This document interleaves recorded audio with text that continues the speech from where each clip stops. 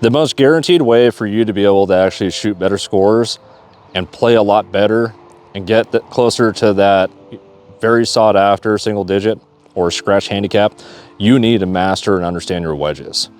And there's a couple things with the wedges that are very misunderstood, and that is your bounce, the sole, and how you actually need to be hitting these at impact. The wedges differ from the rest of your clubs in the aspect of you're going to be generally being more playful with it and more creative, which means you're going to be face open, hands a little bit lower. You're going to be trying to sweep underneath it, scoop it, whatever, because of the shot that you're trying to do. Whether it be a flop shot, you're trying to do a bunker shot, you're trying to do just a simple little bump and run. You want to keep it low, playing it back with no spin. You want to keep it forward with the face actually open so you could actually get a little bit higher loft out of it.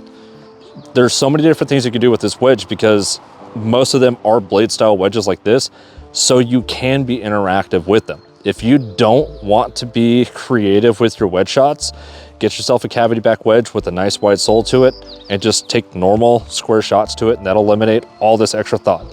You don't have to do these, but you could take these and put them in your toolbox, giving you a very vast, wide variety of tools you have to be able to attack the green and the pin at so many different angles. Understanding how your club actually functions is very key. The swing path and impact point is going to differ from your irons to your woods, and the fact that an ideal position is your hands are pretty much going to be almost straight in line with that shaft, and you're hitting it pretty even onto it. Where your irons, you're trying to hit down on it and lead drastically with your hands in front of the club face. Your driver and your woods, you're trying to get a sweeping motion going up and almost like you're impacting a wall up here. So wedges, play it either center to back in your stance. You don't have to go drastic. Everybody's arc is going to be different because everybody's center of gravity of how your weight is positioned is going to be in a different spot. You need to go back to one of my other videos or someone else's, it doesn't have to be mine, to understand your impact point. Learning your impact point is going to be the biggest thing that's going to give you consistency, because that is going to be the most consistent point you're going to be hitting. This is where this is going to come very key to this. So first off, let's talk about the leading edge. The leading edge, most wedges are going to be rounded off. This one being a Spin Mill 4 Volkey. I know it's an older dated wedge. The Volkeys haven't really changed that much. Has a bit more of a square lined off face to it. Makes it a little bit easier to aim, but once you start getting tricky with it, where you start opening up the face and stuff, you can't aim with your grooves anymore. This is where it's feel. This is why they say you need to have touch and feel around the greens. You're not taking generally full swings at it. These are going to be your partial shots. These are where your hands, wrist, and your hip rotation and stuff is going to play most of it. So again, you're going to have to learn feel and aim just by hitting a ball around in your yard, whether it be a wiffle ball, a foam ball, or an actual golf ball. Save you don't break a window or your car or something like that. Don't hurt yourself or anything else. You need to understand where you have to hit with the wedge open at certain points and where your body has to be. You need to learn that yourself. You can't be taught it. Understand that point. Now let's talk about the bounce. The bounce is going to be how much the sole actually rises up. This one is a 54-degree wedge with 14 degrees of bounce, which means it is 14 degrees from the leading edge to the back. That rotation on the curve of the sole is actually, because again, you're trying to hit more shaft in line to the ball and ground versus your irons leading forward, you're trying to engage that bounce, and it literally is what the name is. You're trying to use the sole to bounce it off the ground. You're not trying to just take a divot and stuff. You want that nice little crisp, just swish sound on it. And that's all you want, because you're just trying to pick the ball out. It's a chip shot. You're chipping away at the ground. Sole grinds. The sole grinds are going to vary from every single brand. That's where getting fitted is going to be a major thing. Unfortunately, I know there's a lot of indoor places that don't do wedges because you're probably going to sky it into their light fixture or something. But if you can get fitted for your bounce and your sole grind. That is very important. If you're playing in wet environments, you want high bounce to mid or standard bounce. If you're playing in like the Southwest or Texas or something like that, where it's dry 90% of the year, you want low bounce because you're going to be playing off a very hard surface. You want the less turf interaction for the ball to be able to go. You could still stay in a mid bounce, which is why most of these come in 14, 10, and 8 degrees of bounce, depending on if it is a gap wedge, sand wedge, or lob wedge, because that is going to be the do-all bounce to it. This one is a standard bounce, while this one is a low bounce. This is 8 degrees. Normally they're 10 degrees for your lob wedge. That means this club sits flatter on the ground than normal wedges. So the difference of that allows you to be a little bit more interactive with how you're going to come in contact with the ball. I'll get into the rest of that in a moment after I finish with the sole grind. So sole grind, this is full sole. It doesn't have a grind or relief to it, which means sometimes they cut it back here where it smooths out. So when you go and open it up, like this CG15, it's actually relieved off of the back. So when you open it, the club face stays flat on the ground. Sometimes I do it towards the toe like this. You can actually see with the wear pattern in my wedge that this is my contact point 90% of the time. All of this I could more or less do away with because I don't interact with it.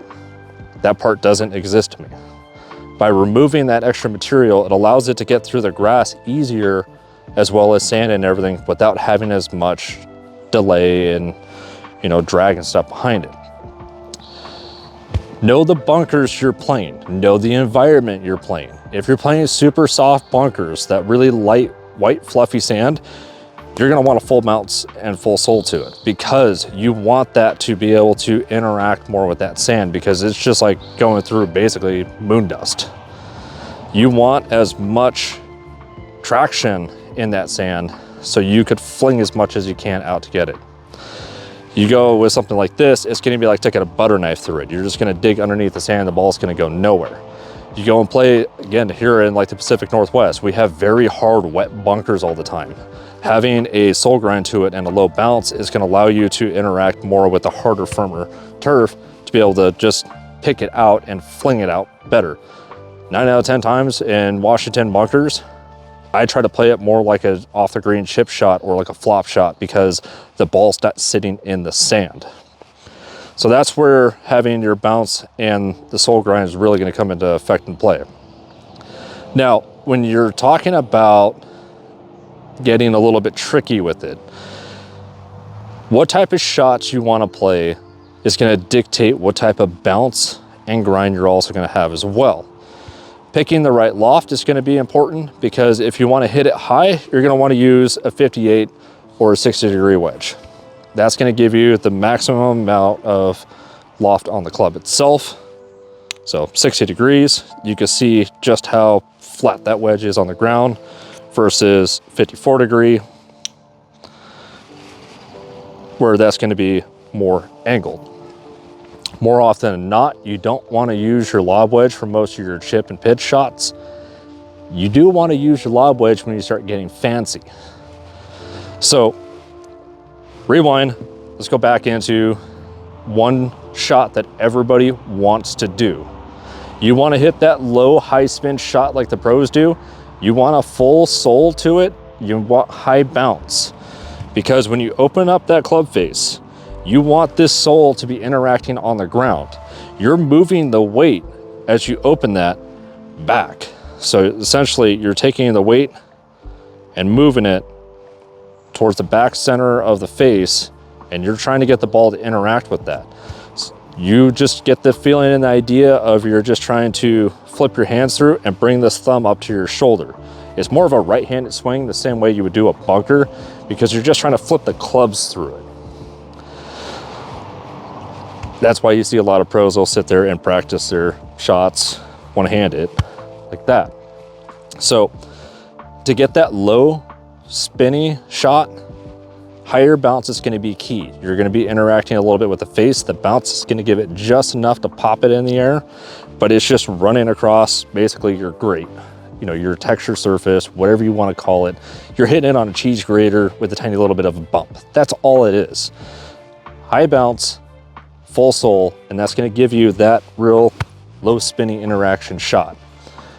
Go the opposite direction. You want to hit it really high, hit it soft, or you want to generate a little bit more spin. That's where you get the flop shot into it. By opening up the face, opening up your stance, that's going to give you a good line of attack to be able to get that club underneath the ball. Most people, when they try a flop shot, you end up either hosel rocking it or shanking it because you took this whole surface area and you close it off to where you only have a tiny bit. You really want to try to almost cut across the ball, but you also need to lower your hands. That's where the sole grind comes in effect. So you go and set it up, open the face, open your stance, lower your hands. You could grip lower if you want, or you could grip full, but you want to sweep this club as low and quick under the ball as you can. You're trying to keep everything as shallow as possible because the club is going to do the rest of the work for you to just launch it really high up in the air. Again, you want that feeling of mostly right-handed, which is going to look something like this. So if you have any questions, comments, concerns on how I explain this, I would be happy to take some time out of my day to be able to do a little bit better of a breakdown each part individually. If you want to see more content like this, please like and subscribe. Follow me for more. Keep in the fairway. Have a good one.